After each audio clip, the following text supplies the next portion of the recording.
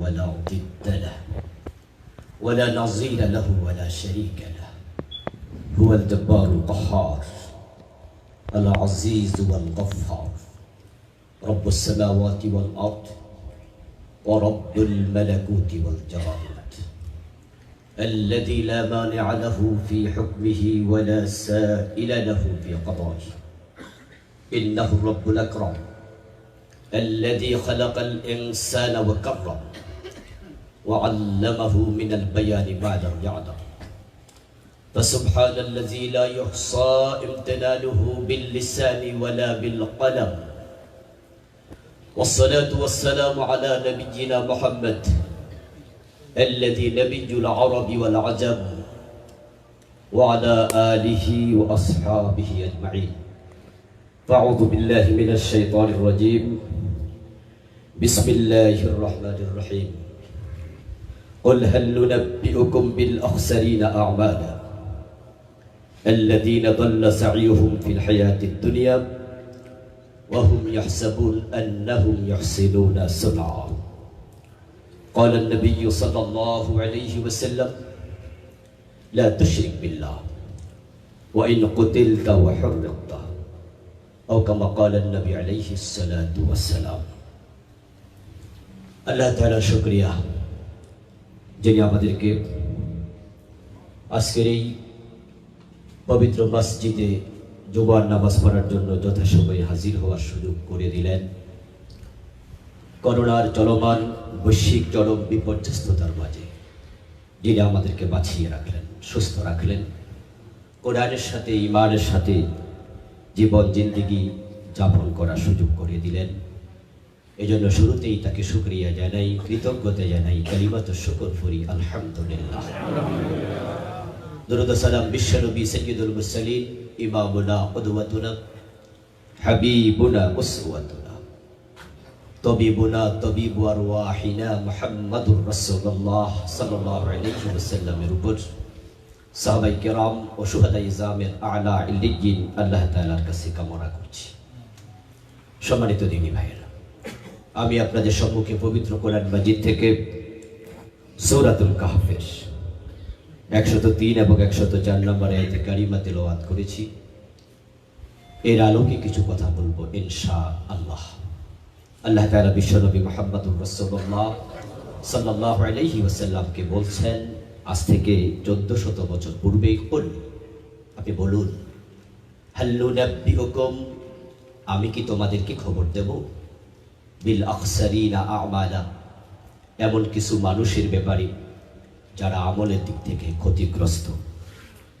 আল্লাযীনা দাল্লা সাইয়ুহুম ফিল হায়াতিদ দুনিয়া, দুনিয়ার জীবনে যাদের সকল কর্মতৎপরতা ব্যর্থ, হারিয়ে যাচ্ছে। ওয়া হুম ইয়াহসাবুন, অথচ তারা বুঝছে না, তারা মনে করছে আন্নাহুম ইহসিনুনা সুনআ, তারা ভালো কাজ করে চলছে। মানুষ ভুলের মাঝে আছে, মানুষ ক্ষতির মাঝে আছে। আল্লাহ তাআলা অন্য সূরাতেও বলেছেন তারা বুঝে না, ওয়াল আসর ইন্নাল ইনসানা লাফি খুসর, তাদের জীবনের কসম, জীবনই হচ্ছে সময়ের সমষ্টি, সময়ের কসম মানে জীবনের কসম, তারা ক্ষতির মাঝে আছে। ইল্লাল্লাযীনা আমানু, তবে কিছু মানুষ ক্ষতি থেকে মুক্ত, তারা হচ্ছে এই গুণ সম্পন্ন মানুষ। সূরা আসর আপনারা পড়েছেন এবং জানেন। আল্লাহ তাআলা বলছেন, আপনি বলুন, তোমরা যারা ক্ষতিতে আছো আমি তাদের খবর দেব কি? যে মানুষগুলো আমল করছে কিন্তু তারপরেও তারা ক্ষতি থেকে নিষ্কৃতি পাচ্ছে না, এবং তারা মনে করছে তারা ভালো কাজ করে যাচ্ছে, তারা বুঝতেও পারছে না। এই মানুষগুলো একদিন বুঝবে, যেদিন বুঝে কোনো লাভ আর হবে না। তাই আপনি তাদেরকে এখনই বলুন, আজ থেকে 1400 বছর পূর্বে যদি এমন কিছু মানুষ থাকে যে মানুষগুলো আমল করার পরেও ক্ষতিতে আছে, ওই মানুষের সংখ্যা এখন কমেছে না বেড়েছে? নিশ্চয়ই বেড়েছে। কারণ বিশ্বনবী সাল্লাল্লাহু আলাইহি ওয়াসাল্লাম আল্লাহ তাআলা কর্তৃক প্রদত্ত ওহীর মাধ্যমে মেসেজটা তখনই দিয়েছিলেন যখন আবু বকর ওমরের যুগ ছিল। যদি সাহাবায়ে কেরাম রাদিয়াল্লাহু তাআলা আনহুম এর সময় যদি আমল করার পরেও ক্ষতিতে নিমজ্জিত মানুষ থাকে, নিশ্চয় আজকের যুগে সংখ্যা আরো বেড়ে গিয়েছে। যে মানুষগুলো আমল করবে তারপরও তারা ক্ষতির মাঝে থাকবে। এই মানুষ হচ্ছে 5 প্রকারের। আমরা নিজেদেরকে খুঁজবো তাদের মাঝে, যদি সেখানে আমার নাম থাকে এখনো তাওবা করার সুযোগ আছে, নিষ্কৃতির সুযোগ আছে। আল্লাহ তাআলা বড় মেহেরবান, তাই তিনি তাওবার দরজাটা খুলে রেখেছেন। এটা খুলে রাখবেন পূর্ব দিক থেকে পশ্চিম দিক থেকে সূর্য উদিত হওয়া পর্যন্ত। কিয়ামতের পূর্বে পশ্চিম দিক থেকে সূর্য উদিত হবে, আবার ডুবে যাবে। হাদিসে আছে যখন উদিত হবে তখনই তাওবার দরজা বন্ধ হবে, চাইলেও কেউ আর ফিরে আসতে পারবে না। কিন্তু আমরা সবাই নিশ্চিত এখনো পশ্চিম দিকে সূর্য উদিত হয়নি, সুতরাং তাওবার দরজা এখনো খোলা আছে। قال النبي صلى الله عليه وسلم إن الله يقبل توبة العبد ما لم يغرغر। মানুষের তাওবা আল্লাহ তাআলা কবুল করতে থাকবেন যতক্ষণ না তার মৃত্যুর যন্ত্রণা শুরু হবে। তো আমরা যারা আজকে এখানে বসে আছি, আমাদের কারো মৃত্যুর যন্ত্রণা এখনো শুরু হয়নি, এটাই প্রমাণ করে যে এখনো তাওবার দরজা আমার জন্য খোলা আছে। 5 ধরনের মানুষ তারা ব্যর্থ হবে। দাল্লা সাইয়ুহুম ফিল হায়াতিদ দুনিয়া, দুনিয়ার জীবনে আমল করেছে, বিল আখসারিনা আমালা, তারা আমলবিহীন নয়, তারা আমলওয়ালা কিন্তু ক্ষতিগ্রস্ত। হাসরের ময়দানে অসংখ্য মানুষ আল্লাহর সম্মুখ উপস্থিত হয়ে দেখতে পাবে তার নেকের পাল্লা একবারই শূন্য, অথচ সে নামাজি ছিল, সে রোজা রাখত, হজ করেছে, যাকাতও দিত, হয়তো তাহাজ্জুদ পড়তো, কিন্তু আল্লাহর সামনে হাজির হওয়ার পরে সে দেখতে পাবে তার আমল নামাটা খালি। দাল্লা সাইয়ুহুম ফিল হায়াতিদ দুনিয়া, তার সব কিছু ব্যস্ত গেছে, হারিয়ে গেছে। এই জাতীয় কিছু মানুষ থাকবে। আল্লাহ কোরআন মাজিদে সূরাতুল কাহফে বলছেন আল্লাহর কথা কখনো মিথ্যা হতে পারে না, এবং লা রাইবা ফীহি, মিথ্যা দূরের কথা, আল্লাহর কথার মাঝে কোনো সন্দেহ নাই। কিছু মানুষ এমন থাকবে যারা আমল নিয়ে হাজির হবে কিন্তু ব্যর্থ, সে দেখবে একবারে খালি। আল্লাহ তাআলাকে সে অভিযোগ করবে, অনুযোগ করে বলবে, প্রভু আমি তো নেক আমল করেছি, কোথায় সে আমলগুলো? ওলামায়ে কেরাম তো ওয়াজ করেছে 1 টাকা দান করলে 10 টাকা সওয়াব পাওয়া যায়। আমি তো হিসাব করে করে যাকাত দিয়েছিলাম, মসজিদের এসিটা আমি দিয়েছিলাম, মসজিদে 3 কাঠা জায়গা দিয়েছিলাম।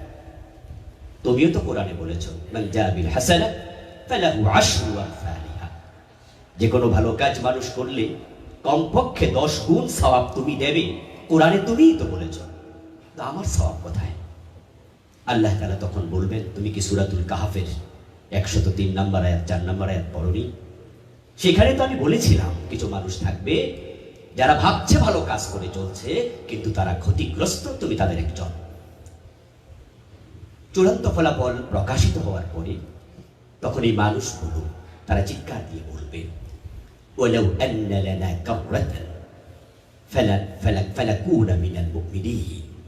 আল্লাহ তাআলা কুরআন মাজিদে বলছেন, তখন তারা বলবে আমাকে আরেকটি বারের জন্য দুনিয়ায় পাঠাও, আমি সঠিক পথে থেকে ঈমান নিয়ে উঠতে চাই।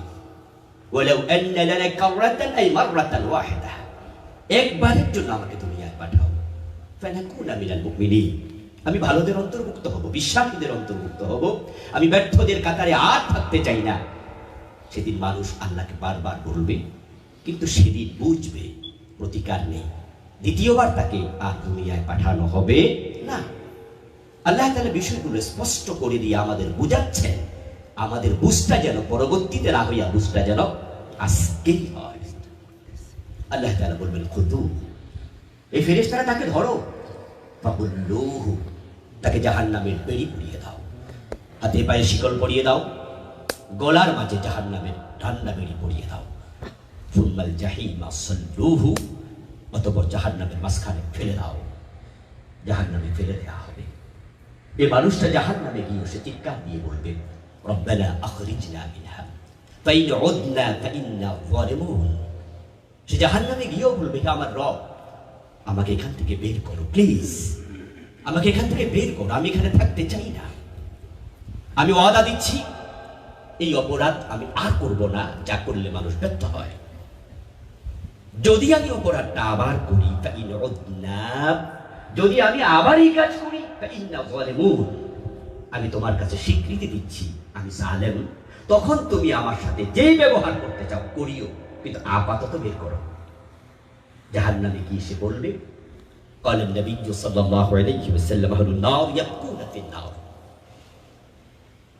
জাহান্নামীরা জাহান্নামে গিয়ে কাঁদবে, فتسيل الدموع على وجوههم كأنها الجدول। তাদের চোখের পানি এমন বেশি বের হবে চোখ থেকে, মনে হবে যেন নালা প্রবাহিত হয়ে গেছে। কাঁদবে আর বলবে, রব্বানা আখরিজনা মিনহা, হে প্রভু আমাকে বের করে নাও এখান থেকে। এক পর্যায়ে চোখের পানি শেষ হয়ে যাবে, হাত্তা তানকাতি আদ-দুমু ফাতাসিলু আদ-দিমা ফাতাকাররাহা আল-উয়ুন। তার চোখের পানি শেষ হয়ে যাবে, কিন্তু চিৎকার শেষ হবে না।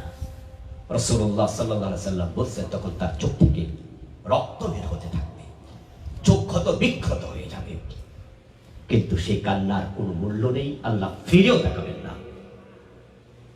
আল্লাহ জালালউদ্দিন সুয়ুতী রাহিমাহুল্লাহ বলেন, এই চিৎকার সে 40 বছর লাগাতার দিতে থাকবে। 40 বছর চিৎকার দেওয়ার পরে আল্লাহ তাআলা তার সাথে কথা বলবেন। কথাটা কি বলবেন? ইখসাউ ফিহা ওয়ালা তুকাল্লিমু। লাঞ্ছিত হয়ে, অপমানিত হয়ে জাহান্নামে পড়ে থাক, তোর সাথে আমার কোনো কথা নেই। জবাবটা পাবে, কিন্তু ভালো কোনো জবাব পাবে না। কিন্তু যদি আমরা আজকে বুঝি, আজকে কাঁদতে জানি, তাহলে বিচার চমৎকার, পজিটিভ। قال النبي صلى الله عليه وسلم إذا خرج من عيني عبد المؤمن، যদি কোনো মুমিনের চোখ থেকে সামান্য পানি বের হয়, মিন খাশিয়াতিল্লাহ, আল্লাহর ভয়, ওয়ালাউ কানা মিথলু রাসিদ দুবাব, আর তার চোখের পানিটা মাছির মাথার মতো ছোট হয়, হাত্তা ইউসিবাহু ওয়াজহি, চোখ থেকে বের হয়ে তার গণ্ডদেশ স্পর্শ করার সাথে সাথে ইল্লা হারামাল্লাহু আলাইহিন নার, আল্লাহ তার জন্য জাহান্নামের আগুন হারাম করে দেয়। ও কামা ক্বালা নবী আলাইহিস সালাতু ওয়াসসালাম। আজকে চোখের পানি নালার মতো দরকার নেই, আজকে কেঁদে চোখের রক্ত দিয়ে চেহারা ক্ষত বিক্ষত করা দরকার নেই। আজকে এক ফোঁটা দরকার, দুটি ফোঁটা জাহান্নামের আগুনকে নিভিয়ে দেয়। একটা হচ্ছে জিহাদের মাঠে মুজাহিদের রক্তের ফোঁটা, যিনি শহীদ হবেন, শাহাদাতের সাথে সাথে আল্লাহ তার জীবনের সব গুনাহ ক্ষমা করে দেবেন। তার রক্তের ফোঁটা জমিনে স্পর্শ করবে, সব মাফ হয়ে যাবে, জাহান্নামের আগুন আল্লাহ নিভিয়ে দেবেন। আরেকটা হচ্ছে চোখের পানি। তো আমরা প্রথমটি সকলে হয়তো পারবো না, পরিবেশ পরিস্থিতি, জেহাদের মাঠে যাওয়া, জেহাদের অনুকূল পরিবেশ হওয়া, অথবা জেহাদের জরুরত হওয়া নাও হতে পারে। এই জন্য আমরা সকলে শহীদ হতে পারবো না, তামান্না থাকবে অন্তরে, কিন্তু চোখের পানি সকলের পক্ষে ফেলা সম্ভব। এই জন্য যদি আমরা আল্লাহকে ভয় করে কাঁদতে জানি, আজকের এই দিনে এক ফোঁটা চোখের পানি জাহান্নামের আগুন নিবানোর জন্য যথেষ্ট হয়ে যাবে। কিন্তু মানুষগুলো কাঁদবে জাহান্নামে যাওয়ার পরে, সেদিন বলবে আল্লাহ আমাকে ফিরিয়ে দাও আরেকবার, কিন্তু ফিরানো হবে না। আমরা আজকে যদি অনুভূতি তৈরি করতে পারি যে ওই 5 গ্রুপ মানুষের ব্যর্থ যারা হবে তাদের ভিতর আমি থাকতে রাজি নই, এই সিদ্ধান্ত নেওয়ার সুযোগ এখনই আমাদের আছে, আল্লাহ সুযোগ করে দিয়েছেন। এই 5 গ্রুপ মানুষ কারা? সংক্ষেপে আমি তাদের কথাই বলবো। 1 নাম্বার, যারা কুফরি করেছে, কুফরি নিয়ে মৃত্যুবরণ করেছে, তার আমলের মূল্য আল্লাহর কাছে 1 আনাও নেই। 2 নাম্বার, যারা শিরক করবে, শিরক নিয়ে মৃত্যুবরণ করবে, তাদের আমলের মূল্য আল্লাহর কাছে 1 পয়সাও নেই। 3 নাম্বার, যারা নেফাকে ইতিকাদি লালন করবে, অন্তরে নেফাকি আছে, বিশ্বাসগত নেফাক, তাদের আমলের মূল্য আল্লাহর কাছে 1 পয়সাও নেই। এই 3 গ্রুপের ঈমান এবং আমল সবটাই বাতিল। 4 নাম্বার হচ্ছে যাদের ঈমান বাতিল হবে না কিন্তু আমল কবুল হবে না। 4 নাম্বার ব্যক্তি হচ্ছে যারা হারাম খাচ্ছে। হারাম খাওয়া ব্যক্তির আমল কবুল হবে না। 5 নাম্বার, যারা বিদআতি, যারা ইবাদত করছে কিন্তু বিদআতের সাথে সম্পৃক্ত আছে, তাদের আমল কবুল হওয়া বন্ধ হয়ে গিয়েছে। এই 5 ধরনের মানুষ হবে ব্যর্থ মানুষ। পরিতাপের সাথে বলতে হয়, বিশ্ব নবীর যুগে যদি এই 5 গ্রুপের সাথে কোনো না কোনোভাবে জড়িত মানুষ থাকে, আর আল্লাহ তাআলা বলেন হে নবী আপনি বলে দিন তারা ব্যর্থ, আজকের এই যুগে ওই 5 গ্রুপের সংখ্যা অনেক বেশি হয়ে গিয়েছে। قال النبي صلى الله عليه وسلم ইয়াতি আলান নাসি জামান ইয়াজতামিউনা ফিল মাসাজিদ লাইসা ফীহি মুমিন। বিশ্বনবী বলেন এমন একটি জামানা আসবে যে জামানার মানুষগুলো মসজিদে জামাতের সাথে নামাজ পড়বে, কিন্তু তাদের জামাতে একজন ইমানদার থাকবে না। ইমাম সাহেবেরও ইমান নাই, মুয়াজ্জিনেরও নাই, খাদেম সাহেবের নাই, একটা মুসল্লিরও নাই। এমন একটা জামানা আসবে। প্রথম তিনটি কাজ কুফর, শিরক, নিফাক, যেই কোনো একটার সাথে সম্পৃক্ত হওয়ার সাথে সাথে ঈমান শেষ। ঈমান এবং কুফর, ঈমান এবং শিরক, ঈমান এবং নিফাক কখনো এক অন্তরে জমা হতে পারে না। ঈমান হচ্ছে একের মতো, আমল হচ্ছে ডান পাশে শূন্যের মতো। যদি ডান পাশে একের শূন্য দেন 10 হবে, দুটা দেন 100 হবে, তিনটা দেন 1000, বাড়তে থাকবে, মূল্যমানও বাড়বে। কিন্তু যদি জীবনে কোনোদিন কোনো জায়গায় কোনো জীবনের ভাগে কারো ধোকায়, প্রতারণায়, প্রবঞ্চনায় পড়ে ওই একটাকে আপনি মুছে দেন, শূন্যের মূল্য আর 1 পয়সাও নেই। প্রথম তিনটি কাজ করার সাথে সাথে ঈমানটা মরে যায়। তখন ব্যক্তি নামাজ নিয়ে হাজির হবে, কিন্তু আমল আর নাই। কত মানুষ আছে আজকে কুফরি করছে। কুফরি হয় মানুষের, কারণ মানুষের পিছনে শয়তান লেগে আছে। শয়তানকে আল্লাহ তাআলা যখন জান্নাত থেকে বের করে দিলেন, বললেন ফাখরুজ মিনহা ফাইন্নাকা রাজিম, বেরিয়ে যাও, তুই অভিশপ্ত। শয়তান সেদিন আল্লাহ তাআলাকে চ্যালেঞ্জ করে বলেছিল ফাবিমা হুয়াইতানি লাআকউদান্না লাহুম সিরাতাকাল মুস্তাকিম সুম্মা লাআতিয়ান্নাহুম মিন বাইনি আইদিহিম ওয়া মিন খালফিহিম ওয়া আন আইমানিহিম ওয়া আন শামাইলিহিম ওয়া লা তাজিদু আকসারাহুম শাকিরিন। হে আল্লাহ, এই আদমের কারণে আমি কথা রাখলাম, দ্যাটস ওকে। তার সন্তান জান্নাতে কিভাবে যায় আমিও দেখে ছাড়ব। শয়তান আল্লাহকে চ্যালেঞ্জ করছে, লাআকউদান্না লাহুম সিরাতাকাল মুস্তাকিম। আমি তোমাকে নিশ্চিতভাবে বলছি আল্লাহ, আমি তাদের জন্য তোমার সিরাতে মুস্তাকিমে বসে থাকব। জান্নাতে যাওয়ার রাস্তা মাত্র একটা, সেটা বাঁকা নয়, সেটা হলো স্ট্রেট, সোজা। ওই সোজা রাস্তা আমি শয়তান চিনি, আমি তাদের জন্য সেখানে বসে থাকবো। লাআকউদান্না লামে তাকিদ নূরে সাকিলা। আরবি ব্যাকরণের দৃষ্টিভঙ্গি থেকে এখানে দুটা তাকিদ পাওয়া যায়। নিশ্চয়ই নিশ্চয়ই বসে থাকবো। ওই রাস্তা ধরে তারা যখন জান্নাতের দিকে যাবে, আমি সামনে দিয়ে অ্যাটাক করব, পিছন থেকে টেনে ধরবো, ডান পাশ আক্রমণ করব, বাম পাশ থেকে করতেই থাকবো। রেজাল্ট কি হবে? ওয়ালা তাজিদু আকসারাহুম শাকিরিন। রেজাল্ট হবে তাদের অধিকাংশকে আমি শুকরওয়ালার কাতারে রাখবো, তুমি পাবে না। আর শুকরের বিপরীত হলো কুফর। শয়তান বলছে আমি তাদেরকে কুফরিতে নিমজ্জিত করে ছাড়বই। এই চ্যালেঞ্জটা করেছে কি?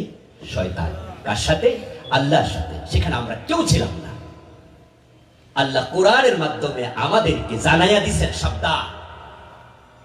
বলুন তো আমার ভাইয়েরা, শয়তান চ্যালেঞ্জ করে কি ঘুমাচ্ছে না কাজ করছে? আপনাদের সাথে শয়তান আছে তো? সবার সাথে আছে, আমার সাথেও। বলেন নবী সাল্লাল্লাহু আলাইহি ওয়াসাল্লাম, আশ-শাইতানু জাসিবুন আলা কলবি বনি আদম। শয়তান মানুষের কলবের পাশে বসে থাকে, মাথায় নয়, গর্দানে নয়, হাতে নয়, পায়ে নয়, বুকে নয়, সে থাকে কলবের পাশে। কারণ সে জানে ঈমান থাকে কোথায়? কলবে। সে চুরি করার জন্য অপেক্ষা করতে থাকে। তাই মানুষকে কুফরিতে লিপ্ত করার সবচেয়ে বেশি প্রচেষ্টা শয়তান চালাচ্ছে, এবং সে এখানে বলা চলে মোটামুটি সফল হয়ে গেছে। কারণ এই জাতি কুফরি কাকে বলে সেটাই অনেকেই জানতেও চায় না, জানেও না, অথচ সে কুফরি করছে। দুজন বন্ধু আলোচনা করছে, হায়ার এডুকেটেড, ইউনিভার্সিটিতে বিজ্ঞান কেন্দ্রিক লেখাপড়া করে, মহাকাশ নিয়ে ভাবে, অনেক বড় শিক্ষিত। বলছে কি, হুজুররা বলে আকাশ আছে, প্রথম আকাশ, দ্বিতীয় আকাশ, তৃতীয় আকাশ, রাসূল নাকি মেরাজে গিয়েছে। কই, আমরা তো আকাশে খুঁজে পেলাম না।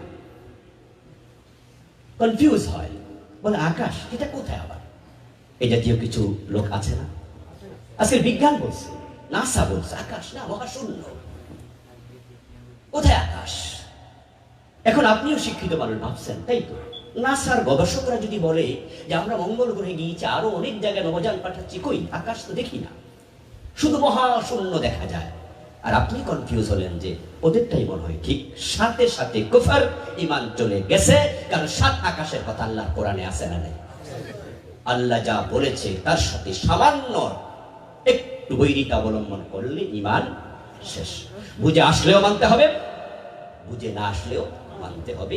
এই জন্য সূরাতুল বাকারা একবারে শুরুতে আল্লাহ তাআলা মুমিনদের কিছু চারিত্রিক বৈশিষ্ট্য বলেছেন, তার মাঝে একটি আল্লাযীনা ইউমিনুনা বিল গায়ব। আপনি মুমিন হবেন, না দেখে অনেক কিছু বিশ্বাস আপনাকে করতে হবে। জিন নিয়ে আলোচনা হয়, আমাদের মুসলমানের ছেলেরা আলোচনা কথাবার্তা বলে, গবেষকরা বলতে কি কেউ কেউ বলে জিন, এটা আবার কি জিনিস? এগুলো মাস মানুষের গল্প কাহিনী বানানো কথা। আপনি জিন কোনোদিন দেখেননি তাই বলে জিনের অস্তিত্ব নাই, এটা যদি আপনার অন্তরে সামান্য সৃষ্টি হয়, তাহলে আপনি কোরআনের অসংখ্য আয়াত স্বীকারকারী।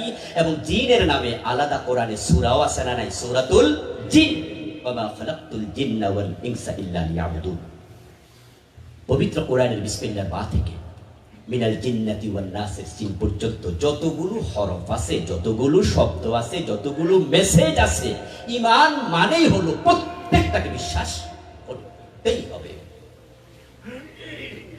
আপনি কাফের হওয়ার জন্য কোরআন পুরাটা অস্বীকার করা দরকার এমনটি নয়।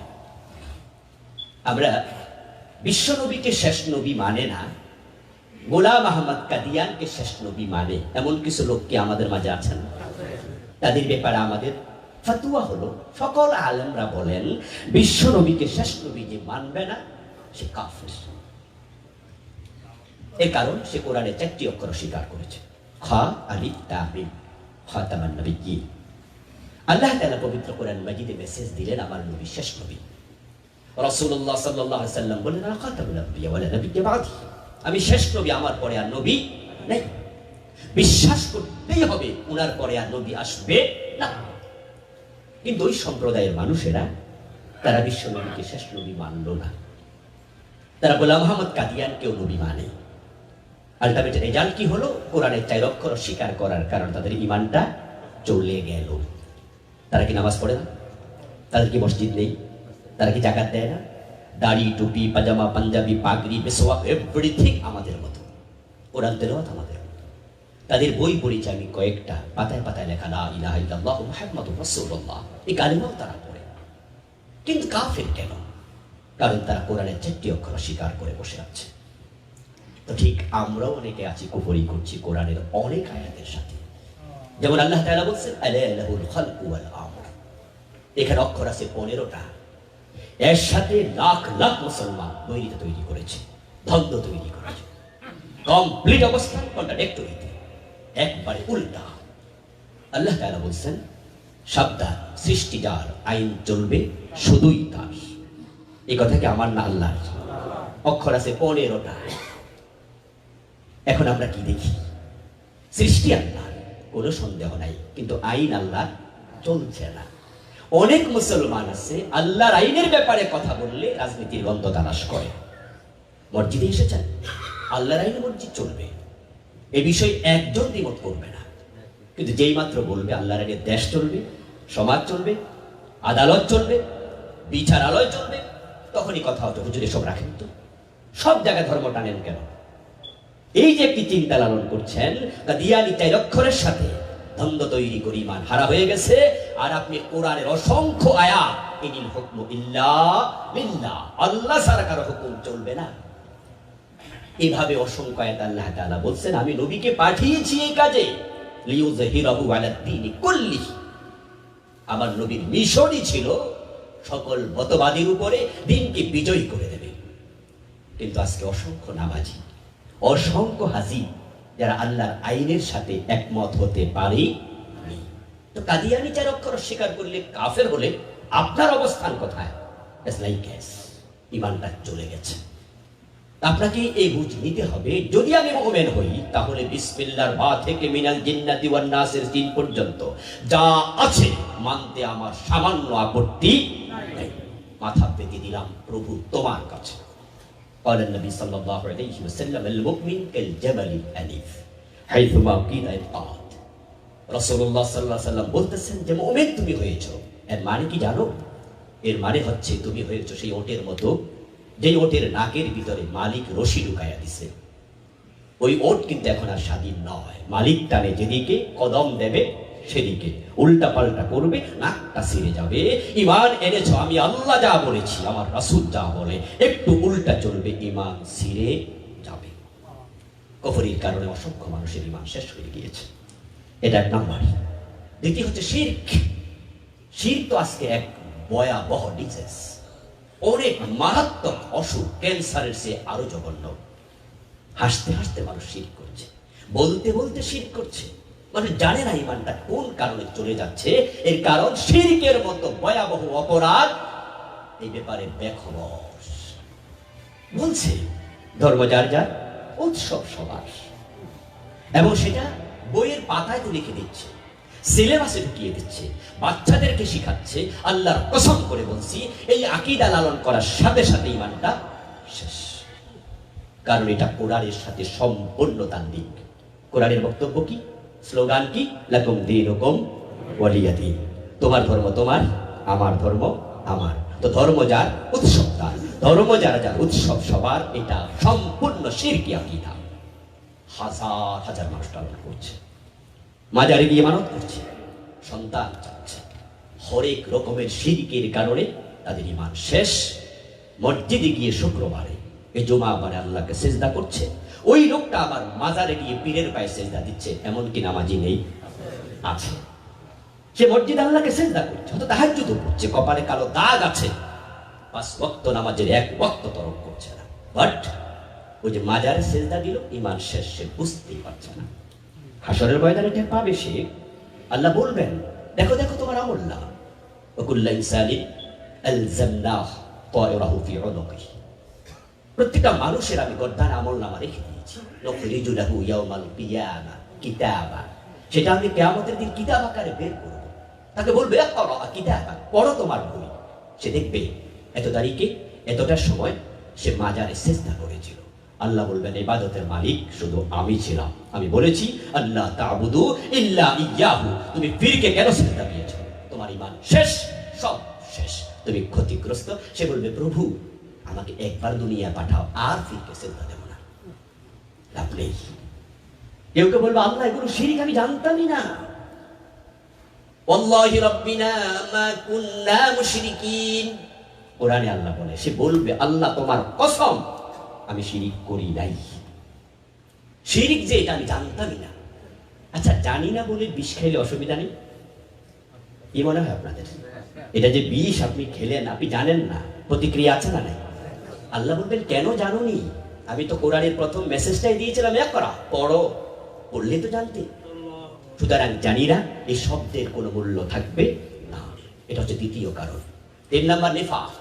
আব্দুল্লাহ ইবনে উবাই রাসূলের হাতে হাত রেখে কালেমা পড়েছিল।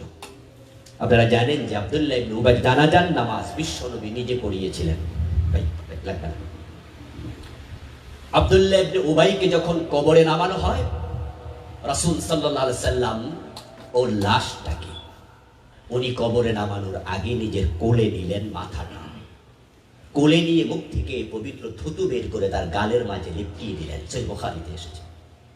আল্লাহর হাবিবের গায়ের জামাটা চাইল তার ছেলে, যে আমার বাবা তো বেশি ভালো মানুষ ছিল না, কবর আযাব হতে পারে, ইয়া রাসূলুল্লাহ যদি আপনার গায়ের জামাটা দিতেন, আপনার গায়ের জামাটা পেঁচিয়ে আমি কবরে রাখতাম, জামার ওসিলায় যদি কবর আযাব বন্ধ থাকে। ঠিক তাই হলো।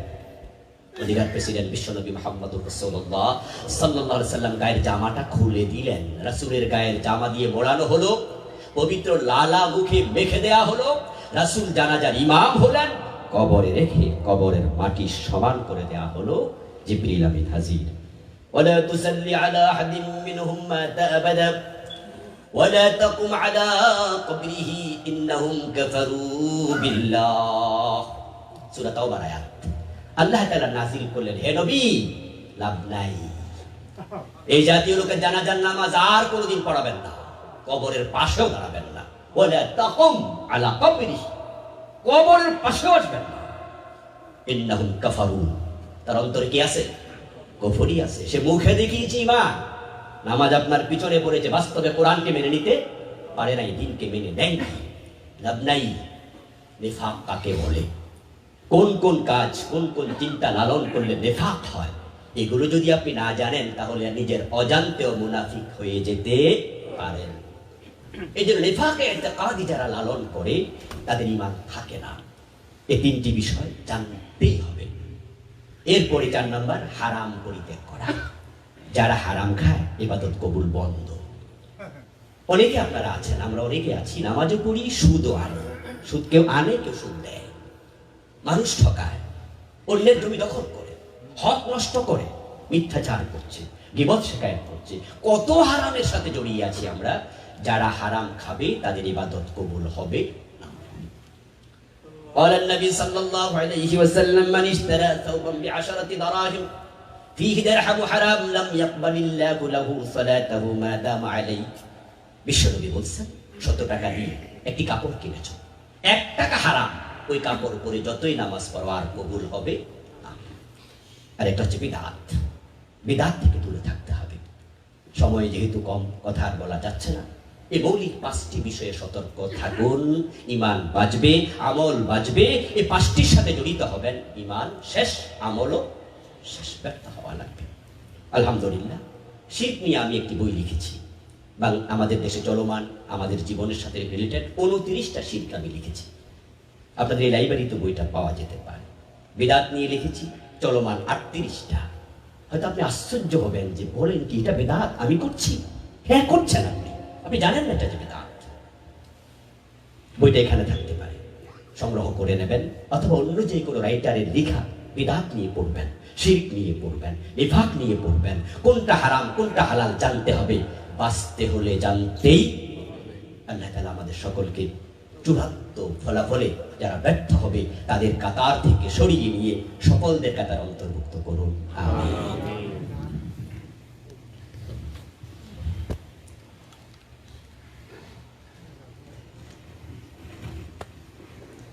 আলহামদুলিল্লাহ আলহামদুলিল্লাহ নাহমাদুহু ওয়া নাস্তাঈনুহু ওয়া নাস্তাগফিরুহু ওয়া নাউযু বিল্লাহি মিন শুরুরি আনফুসিনা ওয়া মিন সাইয়্যাতি আ'মালিনা মান ইয়াহদিল্লাহু ফালা মুদিল্লা লাহু ওয়া মান ইউদ্লিল ফালা হাদিয়া লাহু ওয়া আশহাদু আন লা ইলাহা ইল্লাল্লাহু আন্না মুহাম্মাদান আবদুহু ওয়া রাসূলুহু আম্মা বা'দ ফাকাদ ক্বালা আল্লাহু তাআলা ফি কালামিহিল হাকীম أعوذ بالله من الشيطان الرجيم إن الله وملائكته يصلون على النبي يا أيها الذين آمنوا صلوا عليه وسلموا تسليما اللهم صل على محمد وعلى آل محمد كما صليت على إبراهيم وعلى آل إبراهيم إنك حميد مجيد اللهم بارك على محمد وآله وأصحابه وأزواجه وأهل بيته وذريته أجمعين